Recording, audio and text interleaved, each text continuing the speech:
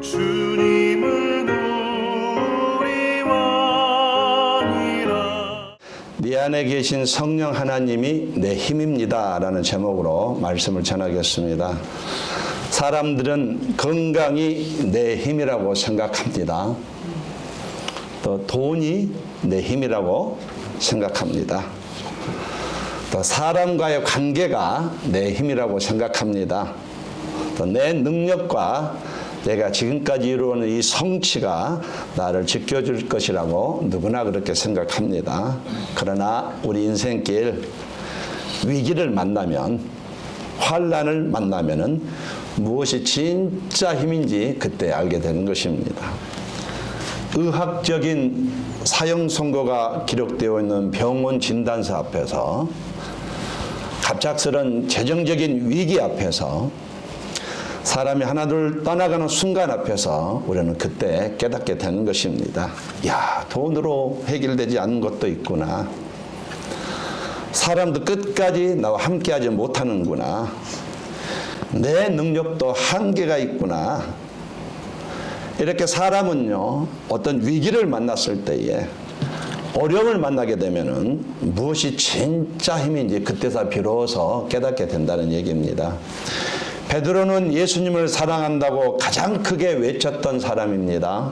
하지만 예수님께서 십자가에 달리던 그날 저녁 그는 두려움에 사로잡혀서 예수님을 3번이나 모른다고 부인했습니다. 나는 그 사람을 알지 못합니다. 마지막 3번째는 만약에 내가 그 사람 알면 내 손가락에 장을 지지겠습니다. 이렇게 거절한 것이에요. 우리식으로 얘기하면. 그토록 자신 있던 베드로는 이름도 모르는 한 여자 종 앞에서 왕창 무너진 것입니다. 자신의 용기, 자신의 열정, 자신의 능력, 베드로에게는 한계가 분명히 있었습니다. 그러나 오순절 성령이 임하시자 그는 완전히 달라졌습니다. 두려움에 숨어서 떨고 있던 그가 이제는 수천 명 앞에서 담대히 외칩니다. 너희가 십자가에 못 박아 죽인 그 예수를 하나님이 주와 그리스도가 되게 하셨느니라. 그리고 그날 3,000명이 하나님께로 돌아왔다고 성경이 말하고 있습니다. 무엇이 베드로를 바꾸었습니까? 성령님이 그에게 임하셨기 때문에 바뀐 것이에요. 그 안에 있던 성령님이 베드로를 바꾸어 주신 것입니다. 내 힘으로는 도망쳤지만 성령의 힘으로는 복음을 전했다고 성경이 말하고 있습니다. 우리는 종종 세상에서 힘을 찾습니다. 내 밖에서 힘을 찾는 경향이 있습니다. 돈이 힘이라고 생각하고 사람이 힘이라고 여기고 내 능력이 힘이라고 믿습니다. 그러나 시간이 지나면 자연적으로 깨닫게 돼요. 바깥에 있는 힘은 언제 무너질 수 있다는 사실을 깨닫게 됩니다. 위기나 환난 앞에서 바깥에 있는 힘은 한계가 있다는 것을 우리는 깨닫게 됩니다. 성경은 뭐라고 하냐면 진짜 힘은 밖에 있는 것이 아니라 내 안에 있다라고 말하고 있습니다. 힘의 근원은 내 안에 계신 성령님이시다라고 성경은 말하고 있습니다. 우리는 세상에 돈이 힘인지 알았는데 하나님 아니다. 너희 안에 있는 성령이 너희 힘이다 라고 말한다는 사실이에요. 받아들이시면 아멘 해주시겠어요?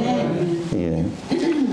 믿는 자 안에 계신 성령님이 나의 능력이 되어주시고 나의 힘이 되어주신다고 진리인 성경이 그렇게 말하고 있습니다. 이 힘은 흔들린 힘이 아니랍니다. 무너지지 않는 힘이라고 말하고 있습니다. 세상이 주는 힘이 아니라 하늘에서 부어지는 힘이라고 말하고 있습니다. 참된 힘은 세상에 있는 것이 아니고 밖에 있는 것이 아니고 내 안에 있다라고 성경이 말합니다. 그 힘의 근원은 내 안에 계신 성령님이다 말하고 있습니다. 성령님이 왜 나의 힘이 되실까요? 오늘 본문 그걸 말하고 있습니다. 성령이 우리의 힘이라고, 그리고 왜 성령이 우리의 힘인지 이유를 정확하게 밝히고 있습니다. 내 안에 계신 성령이 왜 나의 힘이 되는지 이유를 정확하게 이유를 밝히고 있습니다. 17절 말씀, 믿음으로 말미암아 그리스도께서 너희 마음에 계시게 하옵시고, 이게 무슨 말인지 아시겠지만은 예수 그리스도는 성령님을 통해서 실제로 내 안에 살고 계신다 이 말이에요. 내 안에서 내 마음을 다스려 주시고 새 삶을, 내 삶을 이끌어가고 계신다, 이 뜻이 바로 17절 말씀입니다. 우리가 십자가 믿고 예수님을 영접하면 예수님께서는 성령을 통해서 내 안에 들어오신답니다. 사람들은 성령이 내 안에 계시다고 하면은 이것이 비유로 생각하시고 농담으로 여기는데, 하나님께서 농담하시겠습니까? 고린도전서 6장 19절 말씀, 너희 몸은 너희가 하나님께로부터 받은 바 너희 가운데 계신 성령의 전인 줄을 알지 못하느냐. 성령 하나님이 내 안에 실제로 살고 계신다라는 뜻이에요. 성령 하나님이 내 안에 실제로 살고 계신다라는 뜻입니다. 그 하나님이 내 안에서 살고 계신대요. 하나님이 옛날에는 성전에 임재하셨습니다. 건물 안에 임재하셨지만 이제는 성령으로 성도의 몸 안에 살고 계신다, 거하신다, 성도의 몸을 거처로 삼았다, 성전이다 이 말이에요. 그래서 그리스도인은 더 이상 혼자 사는 사람이 아니랍니다. 성령님이 함께하는 사람이라고 말해요. 여러분, 우리 그리스도인 가운데요, 영성은 있어가지고 귀신이 그 사람 안에 들어가면 미친 행동을 하잖아요. 그럼 저 사람 귀신 들렸네, 이건 받아들여요. 저 사람 귀신이 들렸네, 우리가 그 사람 보잖아요. 이건 받아들이는데 성령께서 내 안에 계시다는 건 받아들이지 못하는 그리스도인들이 있습니다. 나 이해할 수가 없어요. 귀신은 몸 안에 들어올 수 있고 성령의 몸 안에 들어올 수 없다는 건지 이해할 수가 없어요. 신앙생활을 오래 했음에도 불구하고 이 사실을 못 믿는다니까요. 오죽했으면 바울이 너희 안에 예수님의 계시를 믿지 못하는 것은 믿음이 없는 자고 하나님께 버린 자라고 고린도후서 13장 5절 말씀했겠습니까? 여러분 안에 성령 하나님이 계신 것을 받아들이시기를 예수님으로 강력히 권면합니다. 정말 받아들였으면 좋겠어요. 여러분, 누가 순수한 사람인지 아십니까? 마음 착한 사람 순수가 아니고 말씀을 그대로 받아들이는 사람이 순수한 사람이에요. 내 이해로 말씀 이해가 되지 않지만 하나님께서 말씀하셨으니까 그렇구나. 말씀이라는 것은 이해되면 믿는 게 아니고 믿으면 이해가 되는 거예요. 하나님은 보이면 믿는 게 아니고 믿으면 보이게 돼 있습니다. 성령께서 여러분 안에 계신다는 것을 믿으시기를 예수님으로 권면드리겠습니다. 만약에 이것이 안 받아들이면 억지로라도 계산을 해서라도 머릿속에 주입이라도 시켜놓으세요. 16절 말씀, 성령으로 말미암아 너희 속사람을 능력으로 강건하게 하시오며, 힘의 근원이 네 안에 계신 성령님이라는 뜻입니다. 힘이 내 안에서 온다 이런 뜻이에요. 하늘에서 부어지는 힘이 성령을 통해서 내 안에 나타난다. 지치고 흔들릴 때, 가진 힘이 떨어질 때, 유혹이 강하게 몰려올 때에 내 안에 거하신 성령님이 내 속사람을 붙들어 주신다, 이런 의미입니다. 핸드폰이 겉이 멀쩡해도 배터리가 없으면 죽은 것과 같습니다. 쓸 수 없어요. 배터리가 떨어지면. 사람도 그렇습니다. 겉사람이 멀쩡해도 속사람이 약하면 무너지는 것이에요. 성령님은 나의 속사람을 충전하시는 분입니다. 날마다 힘을 공급해 주시는 힘의 근원이셔요. 우리가 예배할 때, 우리가 기도할 때, 우리가 말씀을 읽을 때, 모든 순간에 하늘에 계신 하나님이 성령을 통해서 내 안에서 실제로 힘을 부어주신다, 이 말이에요. 20절 말씀, 우리 가운데 역사하시는 능력대로, 우리 가운데 무슨 의미 아시죠? 내 안에 내 안에서도 일하시고 당신 안에서도 일하시고 모든 성도 안에 역사하시는 성령님 이 뜻입니다. 하나님의 능력이 성령을 통해서 우리 안에서 지금도 작동 중이라는 하나님의 선언이에요.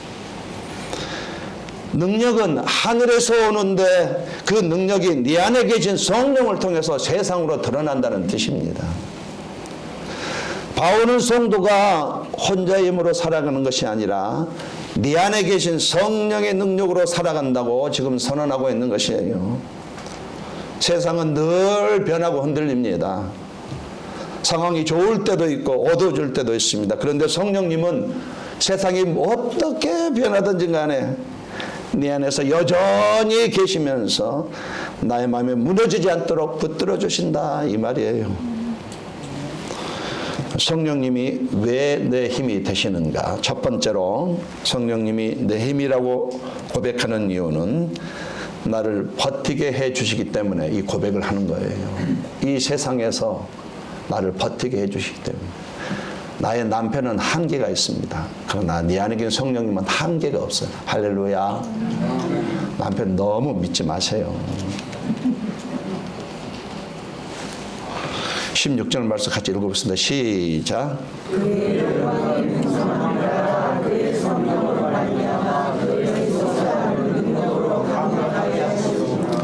겉모습은 멀쩡해 보여도 속사람이 약해지면 금세 무너지는 것이에요. 아무리 비싼 빰 하셨더라 할지라도 속사람이 약하면 금방 무너지는 것입니다. 몸이 피곤한 것보다 더 무서운 것은 내 마음이 지쳐버리는 것이에요. 아무리 외모를 그렇게 꾸몄어도 마음이 지쳐버리면 무너지게 되어 있는 것이에요. 그러나 성령님은 우리 그런 마음을 붙들어 주신답니다. 참된 능력은 하늘에 계신 하나님으로부터 오는데 진짜 우리의 힘은 하늘에 계신 하나님으로부터 오는데 그 하늘의 힘이 멀리 있는 것이 아니라 지금 네 안에 계신 성령을 통해서 나타난다. 예배 시간에 하나님께서 뭔가를 부어주시는데 그 부어주심이 네 안에 계신 성령을 통해서 나타난다. 이해가 되시면 아멘 하시겠어요? 네 안에 계신 성령이 나를 붙들어 주시면 오늘 나는 얼마든지 버틸 수 있습니다. 얼마든지 일어날 수 있어요. 환경이 무너져도 내 마음을 붙들어주지 않게 붙들어 주시기 때문에 가능한 일입니다. 두려움이 몰려올 때에 내가 네와 함께 하고 있다 하시면서 평안을 주시게 되어 있어요. 불안과 낙심 속에서도 내가 네 안에 있다 위로해 주십니다. 성령이 붙들어만 주신다면 지금 내가 어떤 절망 가운데 있을지라도 다시 일어날 수 있는 것이에요. 그러므로 힘들고 흔들릴 때 이렇게 기도할 필요가 있습니다. 네 안에 계신 성령님, 내 마음을 붙들어 주세요. 내 마음에 무너지지 않도록 나를 붙들어 주세요. 내 마음을 강하게 해 주세요. 이렇게 기도하신다면 이 기도를 들으시는 성령님은 진짜로 내 마음 깊은 곳에서부터 새음을 일으켜 주시는 것입니다. 버틸 힘을 진짜로 주시는 것이에요. 다시 웃을 수 있는 힘을 주시는 것입니다. 믿음으로 살아가는 하루를 살아갈 수 있는 힘을 주시는 것이에요. 이렇게 성령께서 힘을 주셔서 나를 버티게 하심으로 성령님이 나의 힘입니다라고 고백하는 것입니다. 동의하시면 아멘 하시겠어요? 예. 두 번째로 성령님이 내 힘이라고 고백하는 이유는 나를 사랑하게 하시기 때문에 17절부터 19절 같이 읽어보겠습니다. 시작. 너희가 사랑하면서 우리가 함께로 얻어져서 너희 모든 성도와 함께 지식에 넘치는 그리스도의 사랑을 알고 그 너희와 길이와 높이와 깊이가 어떠한 너희가 하나님의 모든 충만하신 것으로 너희에게 충만하게 하시기를 구하노라. 남편을 사랑하고 싶지 않은 사람이 이때입니다. 시어머니를 도저히 사랑할 수 없는 사람이 있답니다. 근데 그분이 예수님을 만나고 남편을 사랑했대. 할렐루야. 시어머니를 사랑했답니다. 성령이 들어오시니까 그 미운 남편이 사랑스럽더래. 사랑하지 못하면서 누군가를 미워하고 상처에 갇혀있는 나를 사랑받지 못했다고 느끼면서 이기적으로 살아가는 나에게 성령님은 십자가를 보여주시는 것입니다. 하나님이 나를 얼마나 사랑하셨는지를 알게 해주신 것이에요. 나의 죄값을 대신 치르기 위해서 하나님의 아들 예수 그리스도를 내어주셨다. 이 진리가 그냥 지식이 아니라 내 가슴에 확신이 된다는 얘기예요. 십자가가 나의 사건이구나 확신하게 된다는 얘기예요. 그럼 옆서 인사하겠습니다. 십자가가 나의 사건입니다. 이 고백을 주님은 오늘도 워낙 기다리고 계셔요. 진짜로 이 고백이 내가 네 때문에 십자가를 졌어 이렇게 말씀하시면서 나에게 십자가가 나의 사건입니다 라고 고백하기를 원하신다는 얘기예요. 예수님께서 십자가에 달리셨을 때에 양옆에는 2명의 강도가 함께 매달려 있었습니다. 한 사람은 예수님을 조롱했습니다. 그런데 다른 강도는 달랐습니다. 야, 이분이 나를 위해서 죽으신 하나님의 아들이구나. 십자가에서 하나님의 사랑과 용서를 본 것이에요. 성령님이 깨닫게 하신 것입니다. 그리고 그는 이렇게 고백합니다. 예수여, 당신의 나라에 임하실 때 나를 기억하소서. 그는 아무 선행, 아무 공로도 한 것이 없어요. 십자가에 매달릴 때까지 매일 나쁜 짓만 했습니다. 그런데 주님께서 그에게 말씀하시기를 오늘 내가 나와 함께 낙원에 있으리라. 그 강도는 죽음 직전에 십자가의 사랑을 깨닫는 첫 번째 열매가 된 것이에요. 그 절망의 자리에서 성령님이 하나님의 사랑을 깨닫게 하셨습니다. 이 강도는 마지막 순간에 성령의 조명을 받아서 하나님이 나를 사랑하시구나 이 진리를 깨닫는 것이에요. 이렇게 성령님은 십자가의 사랑을 깨닫게 하시는 것입니다. 제가 한국에서 전도사로 사역할 때 저희 사모도 전도사 생활을 같이 했는데 여러 번 말씀을 드리지만 교회에서 오해하지 마십시오. 또 보내달라는 그런 의미가 아닙니다. 교회에서 저희 부부를 선교순례를 보내줬습니다. 그래서 갔는데 공부를 많이 하고 갔어요. 은혜 받으려고 갔는데 골고다 언덕에 올라갔습니다. 올라갔는데 거기에 가면은 전봇대만큼의 구멍이 있어요. 십자가가 박힌 구멍입니다. 유대인들이 상술이 뛰어나잖아요. 유리관 해가지고 이렇게 딱 이렇게 덮어놨습니다. 그 전 세계 사람들이 그 구멍 한번 보려고 다 이렇게 고개를 내밀거든요. 저도 볼까 말까 하다가 여기까지 왔으니까 구멍은 보고 가야지 이렇게 해서 이렇게 봤습니다. 정말 이렇게 봤는데요. 세상에 성령께서 내 안에서 은혜를 주시는데 갑자기 눈물이 퐁 쏟아졌습니다. 눈물이 퐁 쏟아진 것이 난 그때 내 눈을 보고 눈물이 퐁 쏟아졌어요. 뭐가 터진 것처럼 퐁 쏟아졌어요. 그러더니만 눈물이 계속 흐르는 거예요. 제가 그때 폼을 잡느라고 선글라스를 꼈거든요. 근데 선글라스 사이로 눈물이 계속 내가 옆 사람 볼까 봐 민망해가지고 손을 가렸습니다. 가렸더니 손가락 사이로 눈물이 흘러져요. 계속 흘리는 거예요. 계속 흐르는 겁니다. 내 안에 뭐라 그러냐면 내가 네 때문에 십자가 졌다 이 음성이 들렸어요. 물론 그전에도 그런 은혜가 있었지만 아 십자가가 나의 사건이구나 나는 정말로 절감하게 되었고 그러니까 자동적으로 주님 내가 그동안 사역을 소홀히 했습니다. 기도를 소홀히 했습니다. 학생들 사랑하지 못했습니다. 군대식으로 달았습니다. 내가 조교도 아닌데 왜 군대식으로 달았습니까? 용서회개 기도가 나도 모르게 절로 나오더라고요. 그 다음에 또 감사가 일어났습니다. 감사가 자동적으로 일어나더라고요. 내 안에 미움은 사라지고 다친 마음이 열렸습니다.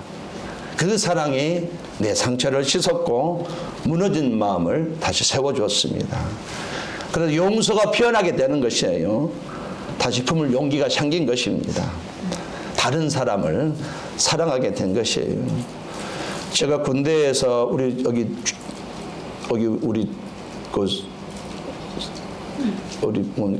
대위님도 계시지만 제가 군대에서 조교 생활을 했습니다. 어떤 조교는 하교도 조교를 했어요.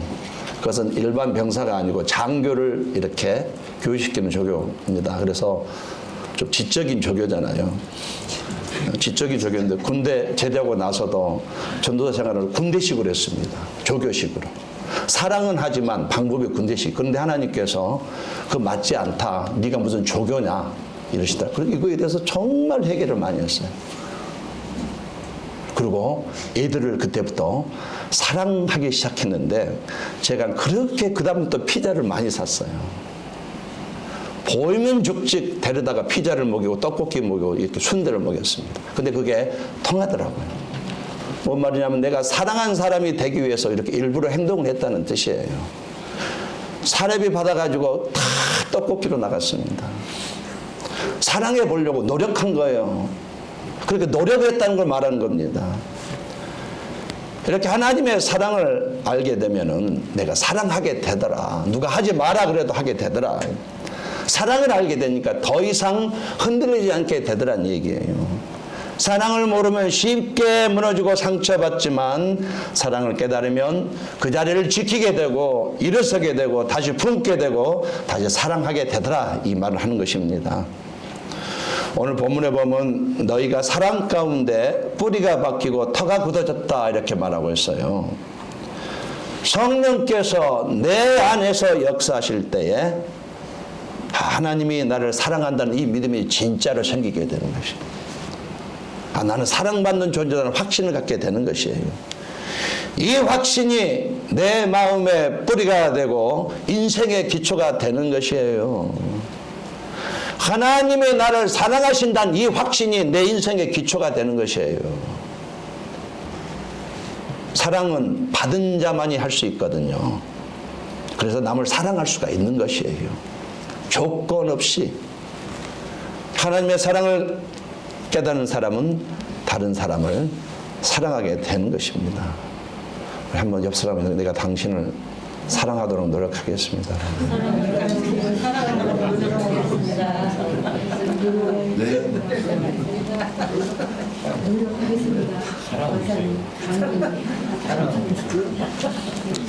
성령이 내 안에서 일하실 때 나에게는 분명히 사랑할 힘이 생깁니다. 그렇게 미웠던 남편이 사랑스러워져요. 코 고는 소리도 아름다운 음악 소리로 들게 되어 있습니다.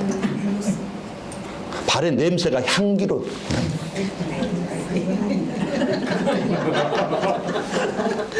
정말 내 남편 용서할 수 없습니다. 그런데 하나님의 사랑을 받다 보면 이 왼수 같은 남편 사랑해야 되겠구나. 이 마음이 정말 생깁니다. 동의하시면 아멘 하시겠어요? 네. 남편 손도 잡고 싶지 않지만은 손을 잡고 싶은 용기가 생깁니다. 그 힘이 바로 내 안에 계신 성령님이 주시는 힘이란 얘기예요. 성령님은 십자가를 통해서 하나님의 사랑을 깨닫게 하시고 그 사랑으로 나를 치유하시고 나를 사랑하게 하십니다. 그래서 네 안에 계신 성령님이 내 힘입니다 라고 고백하는 것이에요. 자, 이와 같이 첫 번째로 성령님이 내 힘이라고 고백하는 이유는 이 세상에서 나를 버티게 하시기 때문에, 그 슬픔을 다 이기고 버티게 하시기 때문에, 그 고난 속에서 나를 버텨내게 하시기 때문에 성령님 나의 힘이라고 고백합니다.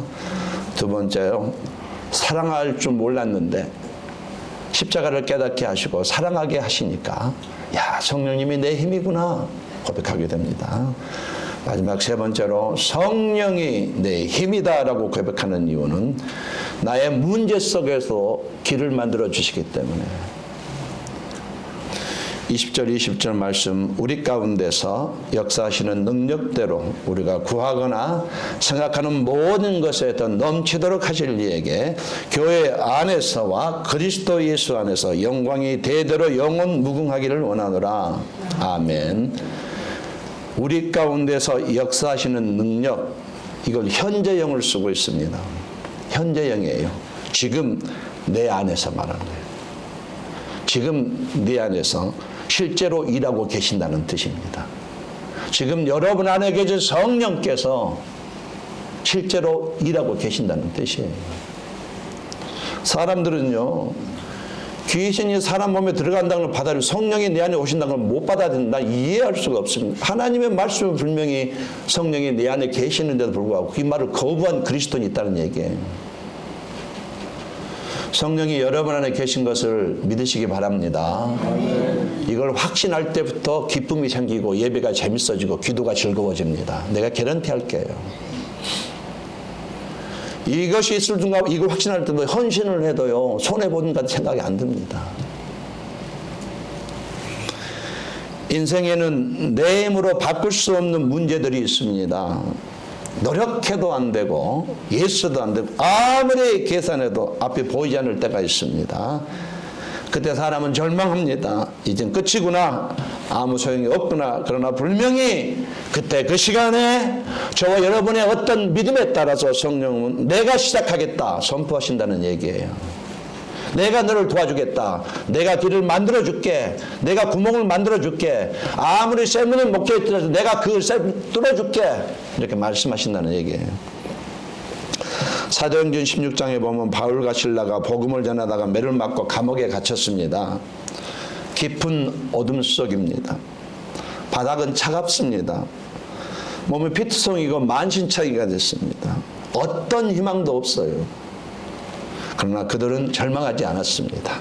왜냐하면 그들의 힘이 감옥 밖에 있는 것이 아니고 감옥 안에 있는 그들의 마음속에 계신 성령으로부터 나온다는 걸 알기 때문에 그들은 내 안에 성령이 계시구나, 이 믿음 때문에 그들은 흔들리지 않았습니다. 오히려 쇠사슬에 묶여 있었지만 그 영혼이 자유했습니다. 몸은 약했지만 속사람은 강했습니다. 환경은 어두웠지만 마음에는 평안이 있었습니다. 성령이 계셨기 때문에. 그래서 그들은 포기하지 않고 그 상황 가운데서도 찬송하며 기도했다고 성경이 말해요. 그 순간 하나님께서 길을 만드셨어요. 하나님께서 길을 만드셨습니다. 하나님이 감옥의 문을 여셨습니다. 쇠사슬이 풀리고 간수가 회개하며 예수 믿는 일까지 터지고 말았습니다. 이것이 우리 안에 계신 성령께서 하시는 일이에요. 그 하나님은 오늘도 동일하게 역사하시는 성령님이십니다. 성령님이 절망을 소망으로 바꾸셨습니다. 꽉 막힌 인생 길을 뚫어버렸습니다. 이게 성령께서 하시는 일이에요. 성령님은 지금도 내 안에서 얼마든지 일할 준비가 되어신 분이에요. 얼마든지 막힌 길을 여시는 분입니다. 아무리 인간이 볼 때 안 될 것 같지만은 계산으로 안 나오지 못하나 하나님께서 하시면 길은 열리게 돼 있어요. 그러므로 지금 나의 삶이 막혔다고 느껴지신다면 이렇게 기도하는 것이 좋습니다. 성령님, 내 안에서 역사해 주시옵소서. 길을 열어 주옵소서. 근데 성령님은 보이지 않게 그러나 분명하게 일하기 시작하시는 것입니다. 순수하게 예수를 믿었으면 좋겠어요. 닫힌 문을 여시고 끊어진 관계를 회복시켜 줍니다. 여러분, 루디아의 마음을 열었던 것이 성령님이시에요. 루디아가 어떤 사람인지 알죠? 자주장사입니다. 오늘날로 말하면 명품을 취급하는 대기업 여자 총수예요. 또 유대교입니다. 무서운 게 없으면 재물이 있죠. 명예가 있죠. 권력이 있죠. 누구 하나 참 목이 힘주는 사람, 누구에게도 머리 숙이지 않는 사람. 그러나 바울이 기도했더니 예수를 영접하더니 성령께서 그의 마음을 열어서 바울 선생님, 우리 집을 교회로 쓰십시오.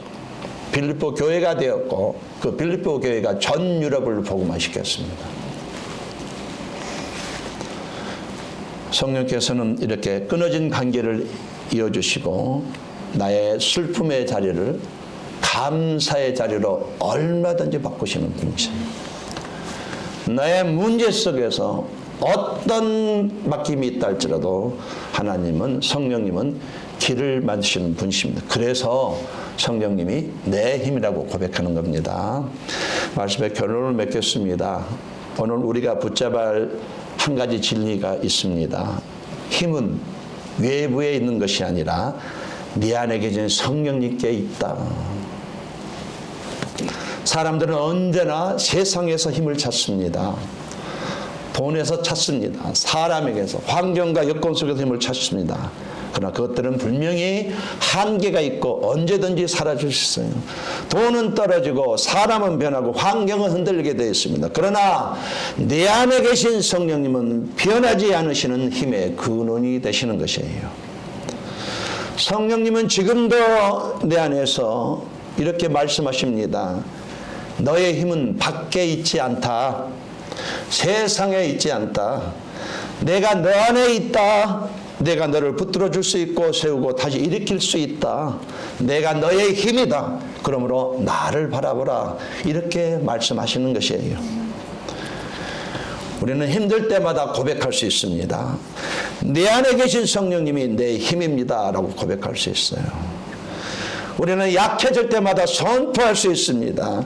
내 안에 성령님이 나를 세우십니다. 우리는 두려움이 올 때마다 외칠 수 있습니다. 네 안에 성령님이 나의 담대함입니다.